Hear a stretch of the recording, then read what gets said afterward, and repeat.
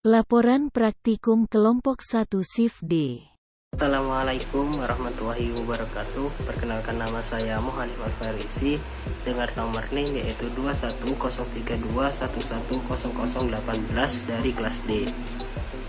Saya Dian Elviana Putri dengan NIM 2103211000007. Perkenalkan, nama saya Zulfa Mazidah dengan NIM akhir 016. Perkenalkan, saya Devina Lisa Sinta Dewi dengan nomor NIM akhir 011 dari Shift D. Gejala nekrotis. Di sini saya akan menjelaskan gejala-gejala yang ada pada tumbuhan. Nah, di sini saya menjelaskan tentang gejala nekrotis. Nah, gejala nekrotis sendiri dibagi beberapa gejala. Dan saya memilih dua gejala. Yang pertama saya memilih daun dengan contoh kloros, yaitu menguning, yaitu perubahan warna dari bagian tanaman yang seharusnya hijau menjadi kuning akibat rusaknya klorofil. Penyebabnya sendiri adalah kurangnya nutrisari pada tumbuhan dan kurangnya cahaya pada matahari. Kemudian gejala kanker. Kanker pada tanaman biasanya disebabkan oleh cendawan Phytophthora palmivora. Serangan tersebut seringkali terjadi pada batang. Oleh sebab itu, penyakit ini lebih sering dikenal dengan sebutan kanker batang. Jamur atau cendawan Phytophthora palmivora dapat menyebar melalui percikan air hujan atau alat pertanian yang terkontaminasi. Tanah merupakan sumber inkulum utama untuk jamur ini. Phytophthora palmivora juga dapat menyebabkan penyakit lainnya, yaitu busuknya akar. Nah, serangan kanker biasanya terjadi saat tanaman kurang subur atau dalam kondisi di bawah cekaman. Kerusakan dapat terjadi secara langsung maupun kerusakan sekunder.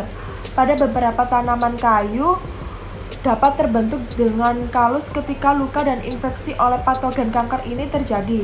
Kulit kayu yang terserang akan terlihat pecah atau retak. Sementara itu, kerusakan sekunder dapat terjadi karena tanaman menjadi lemah dan lambat dalam penyembuhan luka secara normal.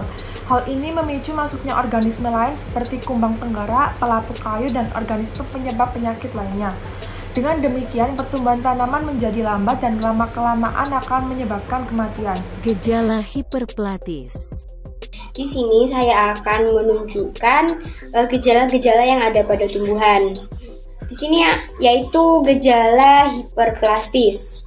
Gejala hiperplastis diantaranya di sini ada sesidia. Nah, sesidia ini adalah pembengkakan setempat berupa bisul-bisul atau bintil-bintil yang terdiri dari jaringan tumbuhan bersama-sama dengan penyebab penyakit, atau dapat juga hanya terdiri dari jaringan tumbuhan saja.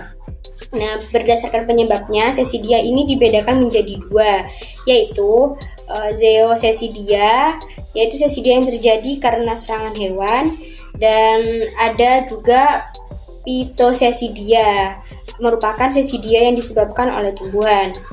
Yang kedua di sini terjadi gejala menggulung.